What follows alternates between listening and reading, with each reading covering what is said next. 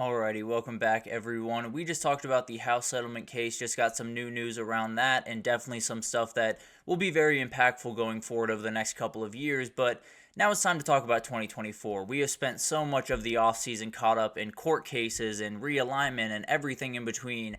It's now time to talk about what's going to happen on the football field, and we're going to start with the Big Ten today, and we'll jump through all of the conferences. We have the SEC on deck tomorrow, then we'll get to the ACC, and then we'll get to the conference that I just cannot get a beat on, the Big 12, and we'll break that one down on Thursday before we get to the playoff and everything on Friday. But let's jump into this, and let's break down all of these teams just a little bit, give you quick thoughts on all of these teams before we give you predictions, and it's going to be a really fun year in this conference. There's a couple of teams that, frankly, I think are the only teams that can win it, quote unquote, but there are plenty that can throw a wrench into the works of the ones up top. So let's start with UCLA. Deshaun Foster makes his debut as the Bruins head coach. He's one of the bigger rebuilds in the country. There is a lot going wrong at UCLA right now that needs to be fixed, particularly in the NIL realm. So it's going to take some time for him. There's no two ways about that. I know the awkward speech at Big Ten Media Days did not necessarily inspire confidence, but the guy can coach football. There's no two ways about that. Ethan Garbers is back for his second season as the starter. DJ Harden is a very good running back they have.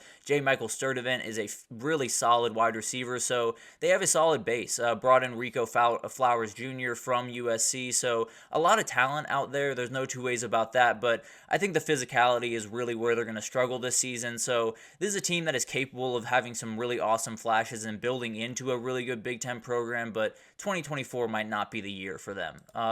Minnesota is another team that's really interesting because the PJ Fleck era has been just incredible. They really started off really strong, had 4 years, or after 4 years with one 11-win seasons, two 9-win seasons. They dropped to 6-7 last year without Tanner Morgan at the helm, and that's the big thing for me. This quarterback that they brought in, Mac Brosmer from New Hampshire, I think is going to be a solid player, but he's making a big-time leap.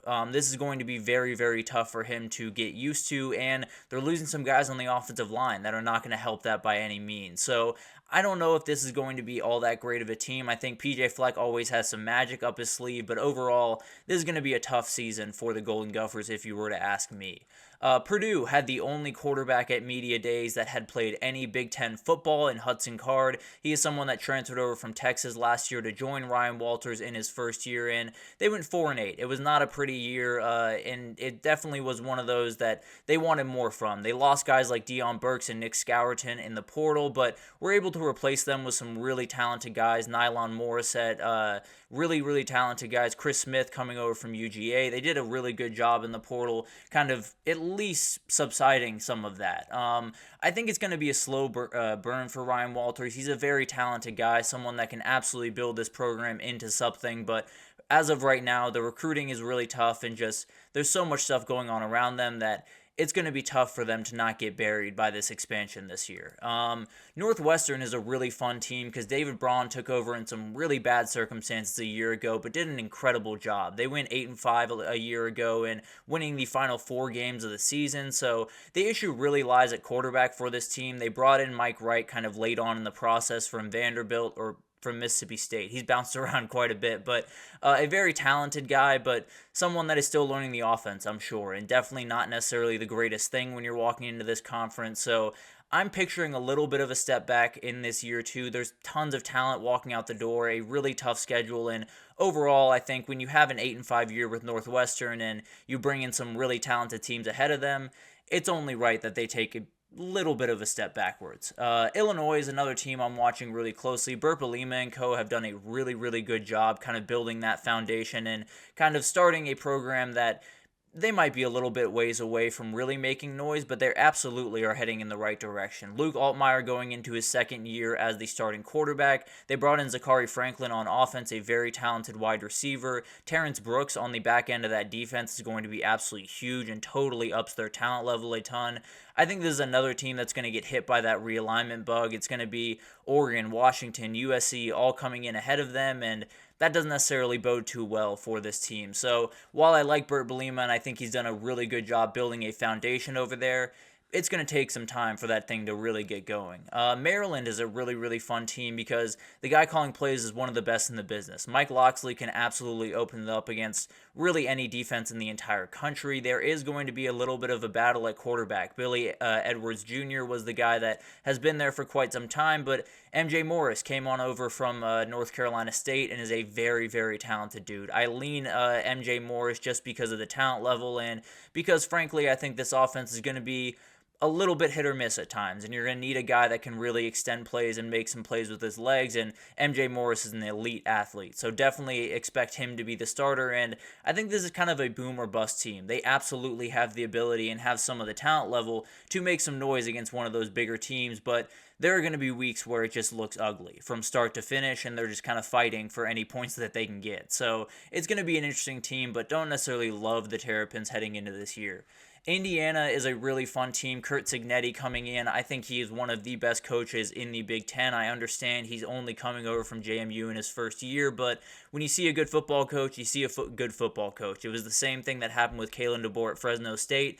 Everyone knew that was a special guy, and see where he is now. Curtis Rourke coming in from Ohio is a huge pickup, a very talented guy that just plays really consistent football. Elijah Surratt coming in from Wake Forest is another really talented wide receiver to kind of bounce him off.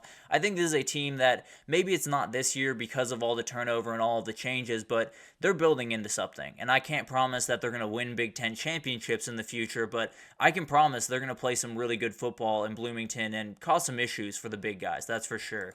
Washington is a team that's coming in, making a debut in their conference this year, and tons of turnover. This is a totally different team than you saw in the championship a year ago, and it's going to be really interesting to see how all of this kind of unfolds. Obviously, it all comes down to Will Rogers. If he can play high-level football in this Jedfish offense that lends itself to their quarterback playing high-level football, he's going to be able to make some noise in this conference. They still have some dudes on that roster that are plenty good. Jonah Coleman coming over from Arizona was an absolutely huge get for this running game.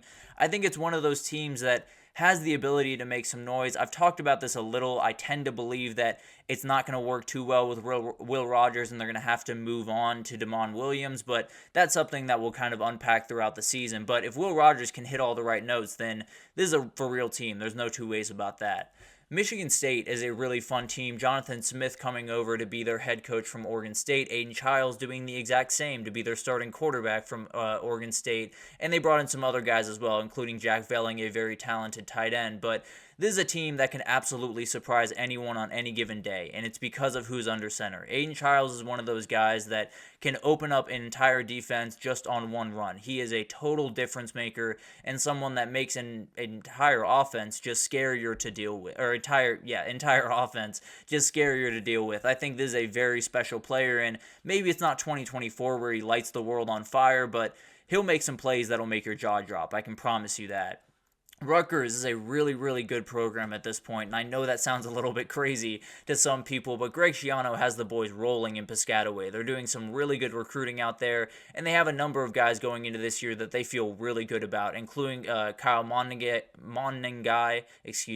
at running back, an absolute beast, someone that could just carry them to wins if they need to. Ethan Kaliak-Manis came over from Minnesota. He will likely be the starter, and he's played a lot of football. There's not going to be a ton asked of him in terms of, pushing the ball downfield, doing anything super special, but at the end of the day, if he can just execute this offense, they're going to be able to play some good defense and make some runs. So this is one of those teams that I'm watching very closely, not necessarily to win the Big Ten or even be in Indianapolis, but to kind of ruin the fun for someone that really wants to be there. So that will be very interesting. And then Wisconsin is going to be someone that, frankly, is impossible to get a beat on right now because I don't know how good Tyler Van Dyke is going to be. If he opens things up and plays that level of football that he showed in his sophomore year at Miami, this is going to be a really dangerous team. This is going to be a team that is going to be able to run the ball. Tyree Walker, Ches Malusi, a really good offensive lineman returning to Madison. They're going to be able to run the ball. There's no two ways about that. If they can open things up with Tyler Van Dyke in that passing offense, then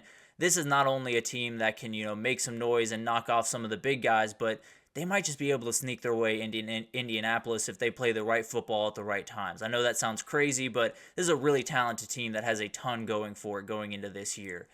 Iowa is obviously the big anomaly in this one. If they find offense, then everything opens up, right? If they can put together a good offense this year, then this entire team could be, Big Ten champions. I know that sounds crazy again, but the reality is they play really good defense, and Phil Parker is one of the best defensive coordinators in the country. So put together an okay offense, then maybe you make some noise for the Hawkeyes this year. Overall, I tend to believe that's not going to be the case, if I'm being totally honest with you. I think their defense is insane. Jay Higgins and Nick Jackson is one of the best, maybe the best linebacker duo in the entire country. Sebastian Castro and Xavier Nwankpa, on the back end of that defense are as elite as it gets. I think they're going to be a really good team, but overall, if they're a top 80 offense, I think you take that as a win. I know the bar is on the absolute floor, but overall, they can be a very dangerous team, but that offensive side of the ball needs to come quite a long way for that to happen.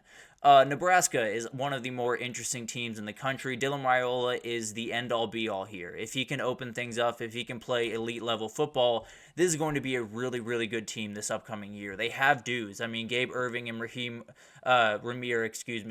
Johnson running the ball are going to be really, really talented. Jamal Banks and Jalen Lloyd in the pass game are both really, really good players. So the weapons are there on the offensive side of the ball. And then on the defense, they were elite a year ago. They returned a ton of guys. It's going to be a really good defense, especially up front. Nash Hutmeyer is a really, really good player and definitely someone that can just dominate pretty much any offensive lineman he goes against. So this is going to be a really good defense, and as long as Dylan Raiola hits the way that they want him to, this is a very dangerous team this year.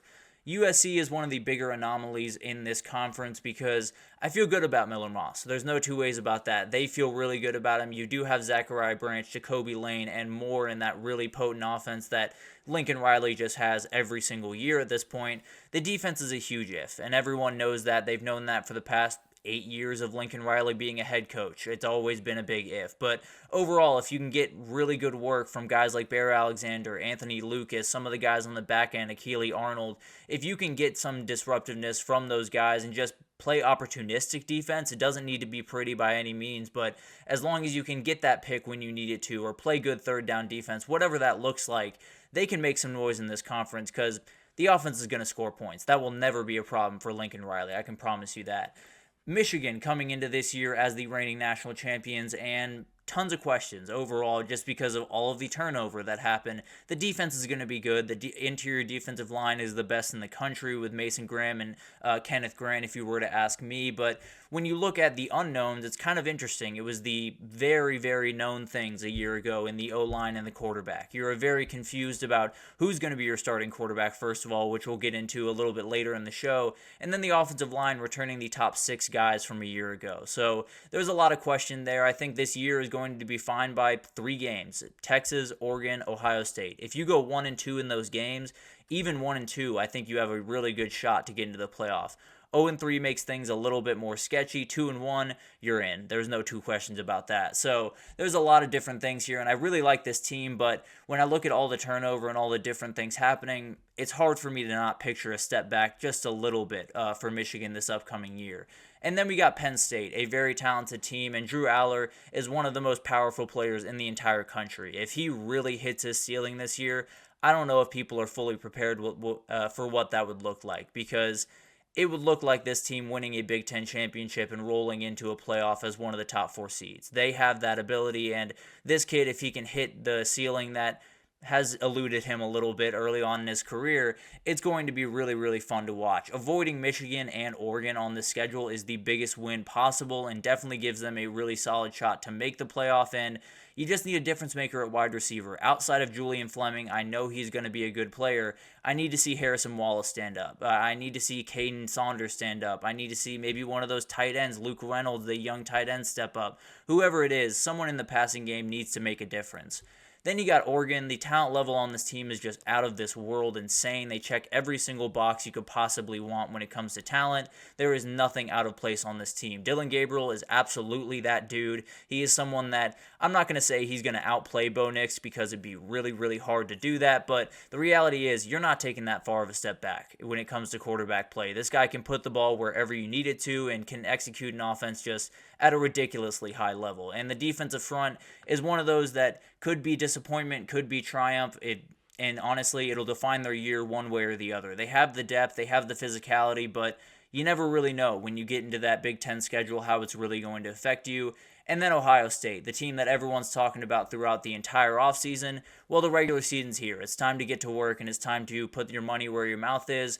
This is a team that is just absolutely ridiculous from top to bottom. You can poke holes where you find Will Howard, but if you place 2022 level Will Howard football, there's not going to be a question about this team. There are so many great things about this team, and frankly, it's going to be one of those that they say championship or bust, and it's hard to disagree with them with the talent level on this team. But overall, there is a ton to break down in this conference, and we went way long there, so we're going to have to pick up the pace just a little bit here. But right after this break, we will make all of our picks. We will give you all of the breakdown for all the records I have, the Offensive Player of the Year, Champion, Defensive Player of the Year, Transfer of the Year, Freshman of the Year. We'll break it down all after this, so stick with us.